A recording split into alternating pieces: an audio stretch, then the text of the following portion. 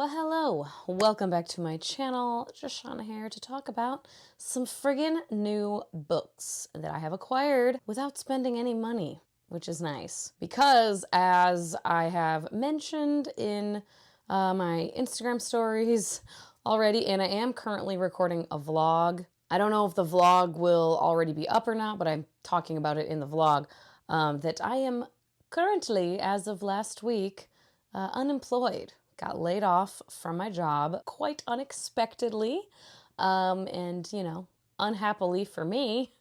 A couple other people also got laid off, and yeah, just that's a thing that happened. So I do not need to be spending money currently, and I'm not. So yeah, I really do not need to be going and buying a bunch of books, but I had a crap ton of books to unhaul that I had not taken to go be unhauled. And I did that last week on one of my free days that I have now, which is all days. And yeah, I went to Changing Hands and Bookman's both, and I got a fair amount of store credit at both places. At Bookman's, I got, I think, $56 in like store credit, and I didn't even use it all. I have 22 left over. Yay. And then at Bookman's, they gave me $60 in store credit, and that I almost used up. I have $2 left, and I did get two little like refrigerator magnets that I thought were funny that were like $5 a piece. So I probably could have gotten even more books or had more left over, but I was like, you know what? Fuck it. I want to make myself happy with these little silly refrigerator magnets. And then there is one book that an author sent me, and then there is another one that I got when my boyfriend got when we went on a little overnight trip. He had to work up north in Arizona. He always does, but it was like a weekend, and he doesn't normally work weekends, but he needed to be there. So I tagged along, and that was nice, and we went to a little bookstore. So let me get into it. I actually do have two unhauls to mention, and I was gonna maybe save them, but I don't know when I'm gonna have a large group of unhauls again. So I'll just go over them now. One I actually already unhauled and took to get store credit for, and that was Song of Blood and Stone by L. Penelope. I DNF'd that one, and it was kind of a bummer. I've had it on my shelves for a couple of years at least, and really was hoping to love it, but I wasn't getting invested in it at all, so I gave up. And then the other one, I have the paperback of this, and I have the paperback of the sequel, Warrior of the Wind, and I really liked this when I initially read it. I still do this first book, Son of the Storm. I believe I still do like it. I need to reread it just to see like how well it holds up. However, I so very much did not really love the sequel that I'm like, I'm not gonna keep getting the paperbacks and the hardcovers. It's one of those things where I'm like, even if this does hold up as a 5-star, and maybe even if the finale, I think it's a trilogy, but if like the other book in the series or books in the series are like 4 or above, that second one was like such a disappointment that I can't see the series ending up as like a favorite series of all time. So I don't need 2 copies of each book. So just deciding to get rid of the hardcover and keep the paperbacks. Oh, then the book that the author sent me is The Longest Autumn by Amy Avery. It sounds really cool. When the author reached out to me, I was like, you know, that does sound pretty neat. I don't like all the time, except like, you know, authors just reaching out like, hey, will you read my book? But I often am like, you know, I'll at least, if you really are cool with sending me a copy, I'll show it in a haul for sure. And then if it sounds intriguing enough, I'll certainly check it out. And this one does. I'll just read the little synopsis. Tyrion is one of 4 humans rigorously selected to usher the turn of the seasons into the mortal world. Every year, she escorts the taciturn god Autumn between the godly and human realms. Autumn's seasonal stay among mortals brings cooler weather, changing leaves, and the harvest of apples and gourds until winter takes its place. This year, the enchanted mirror that separates their worlds shatters after Tiern and Autumn pass through, trapping both of them in the human realm. As the endless autumn stretches on, crops begin to fail, and the threat of starvation looms. Away from the magic of the gods' home, Tiern suffers debilitating headaches that return with a vengeance. Worse, Autumn's extended stay in the human realm turns him ever more mortal and vulnerable, stirring a new forbidden attraction to Tiern. While the mortal world scrambles to find a way to reassemble the mirror, Tiern digs into the secrets of high society and finds an unlikely ally, or enemy, in the enigmatic sorcerer and master of poisons, Sidriel. Thrown into a world of mystery, betrayal, and espionage as she searches for the truth, might Tiern lose her morals, her hard-earned position, and the illicit spark between her and Autumn? Just sounds cool, and I also, anytime I see a main character having chronic migraines or chronic headaches and things, I'm intrigued also with that representation because I live it. So yeah, I will definitely be checking this one out. Not sure exactly when. I have a couple NetGalley arcs I need to kind of get through, but I'm intrigued. It was published last year. I'm not sure when, but it was 2023 publication. And then the one that boyfriend got up north, this one was Ian McEwan, Lessons. I did not realize there was a new Ian McEwan. I still need to continue going through the Ian McEwans that I have. It's very hit or miss. He is a very hit or miss author for me. Like one of his books I DNF'd like angrily, was like, fuck this. But several of his books that I've read have been, you know, at least 4.5 stars, if not like 5 stars. So I am intrigued though, whenever there's a new one for sure. This is like a real floppy, excuse you, a real floppy little paperback too. I like that. It has a little bit of heft to it, you know? Anyway, also the bookstore was this Peregrine Book Company, and they said, they were like, oh, you're in town? And I said, yeah, we're just visiting. And they were like, oh, where from? I said, Phoenix. And they're like, oh, Changing Hands bookstore. We love them. They helped us out a lot when we were starting out, like with advice and stuff. I was like, I was just there the other day trading in some books. So I thought that was cool. Little local bookstore camaraderie, you know? And okay, now getting into all of the books. I think there's like 10. I want to say there's 10 books I got without spending any money. All just store credit. Love local bookstores. And I cannot quite recall. Oh, it'll tell me. I was like, I can't remember where I got each of them, but Bookman's writes the prices on the inside in pencil. So these ones I believe were from, this one at least was from Changing Hands.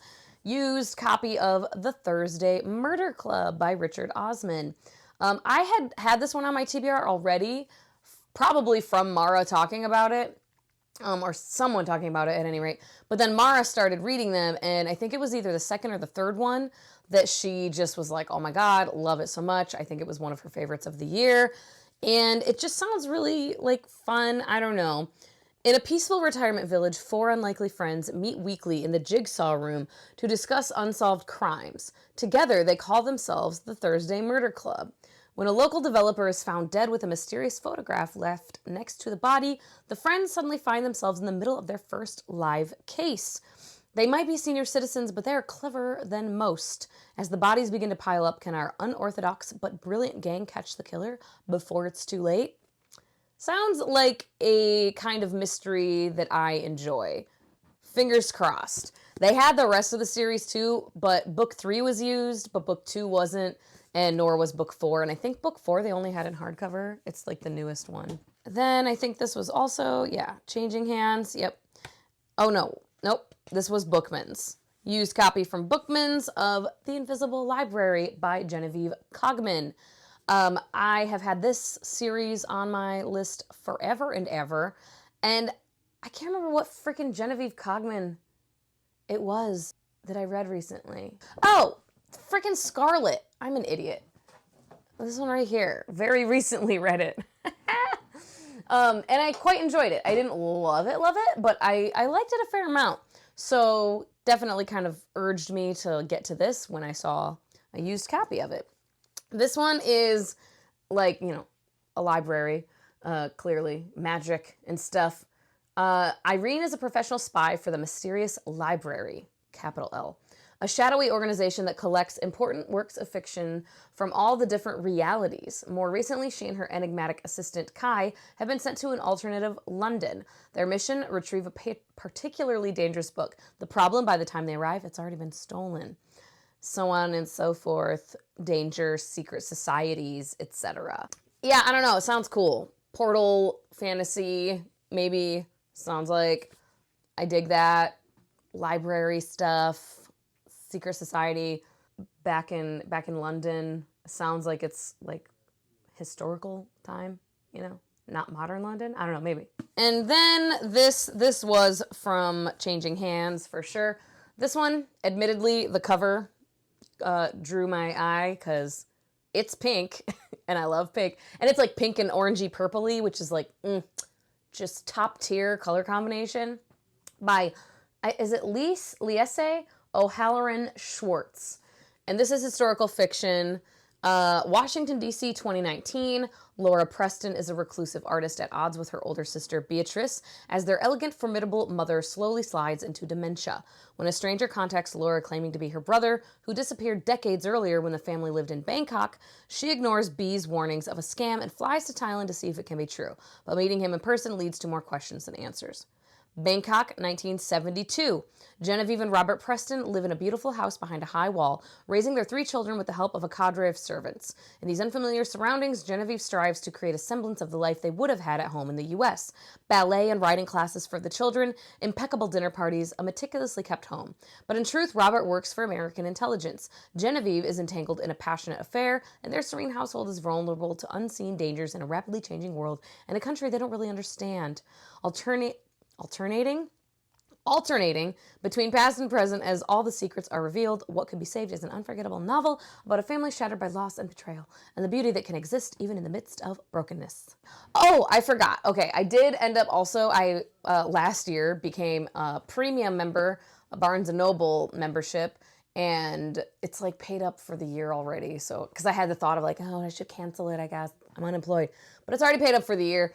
And I had like a coupon for a free tote bag. So I was like, oh, let me get that. But you had to spend money, but it gave you $10 off. So I got a book that was $15. So I only paid $5 for it and got the free tote. I was just like, okay, I'm already fucking here. Like it's $5, whatever. And the random book I found was Once More Upon a Time by Roshani Chokshi. Chokshi. I'm so sorry. That does not fit in my mouth properly. And it is, it sounds like, and look, it's so cute, pink and papers. Sounds like a 12 dancing princesses or 12 swans. The one that Girls of the Kingfisher Club is also based off of, a fairy tale, where it's like 12 sisters that are like kept locked away, but they sneak out every night and whatever. And that was like in the first chapter I started reading what it sounded like. The back says, once upon a time, there was a prince named Ambrose and a princess named Imelda who loved each other. But alas, no more. What a witch takes, a witch does not give back, their friends and family warn. They resign themselves to this loveless fate. A year and a day pass, and then their story truly begins. Embark on a perilous journey with Imelda and Ambrose as they brave magical landscapes and enchanted creatures who help or hinder them on their quest to reclaim their heart's desire. But first, they must remember what that is. Doesn't sound like a 12 princesses or whatever the frick retelling, but that first chapter clearly was. I don't know. Maybe it's just like various fairy tales. Anyhow, cute book. Hopefully it's good.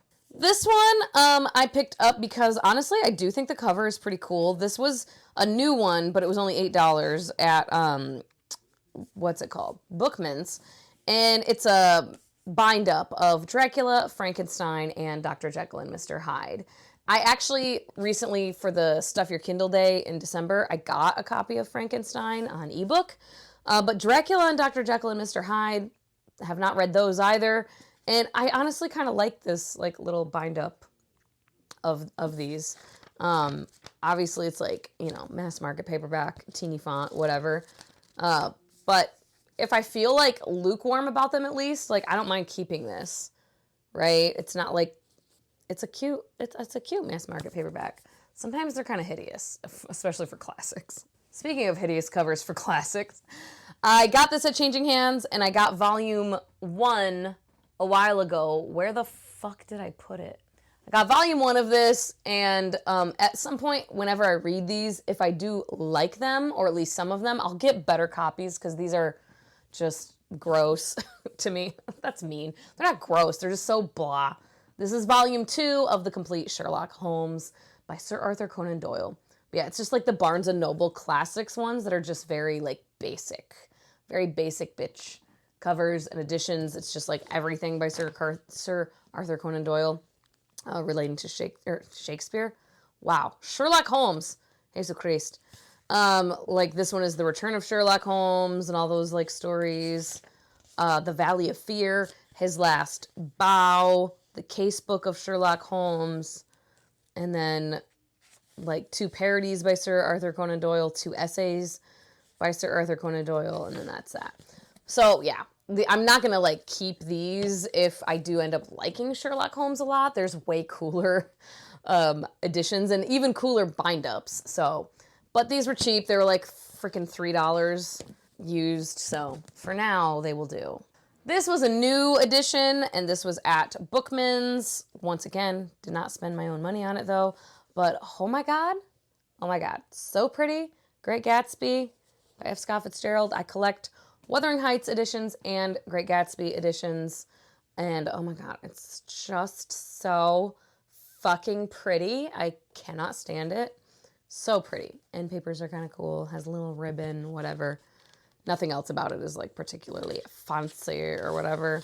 It's the Wordsworth. I think it's Wordsworth. Yeah, Wordsworth Luxe editions, which I have the Wuthering Heights, I think, of this too. Yes, I do. It was green. So, matching. Cute. 2 more.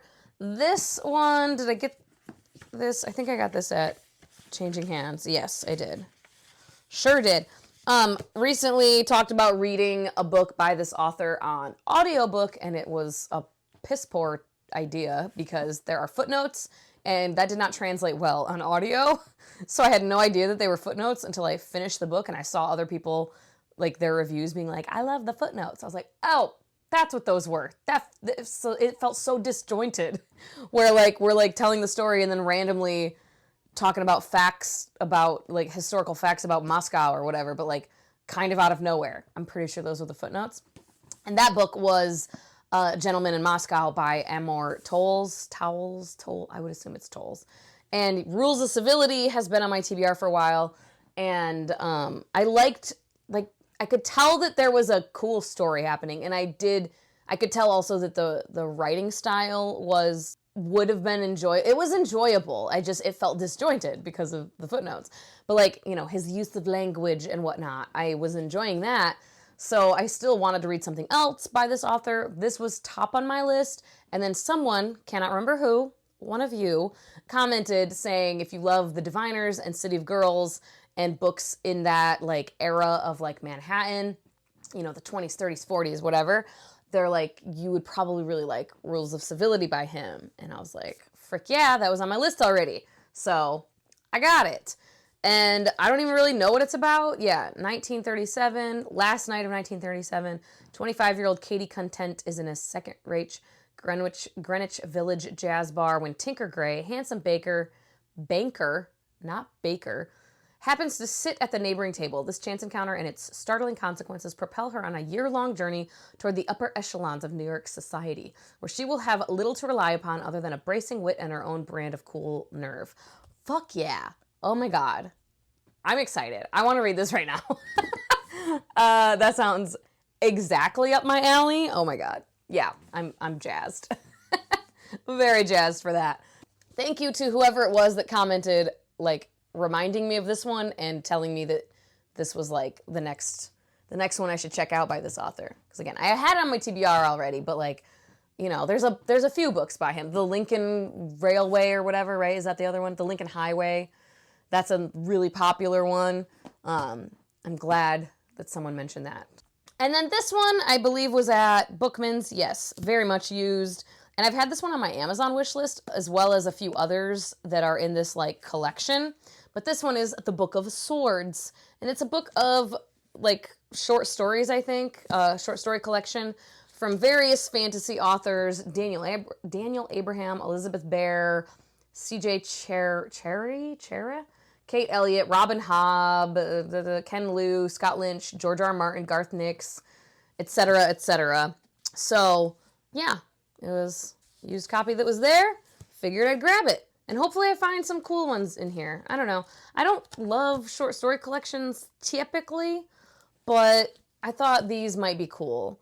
I can't remember what the other ones are called, but they're like similar covers. It's like the same collection, I believe, because it's like the same idea, different fantasy authors writing. Like one of them is like, I think it's like badass heroines is the idea. One of them I think is like romance based.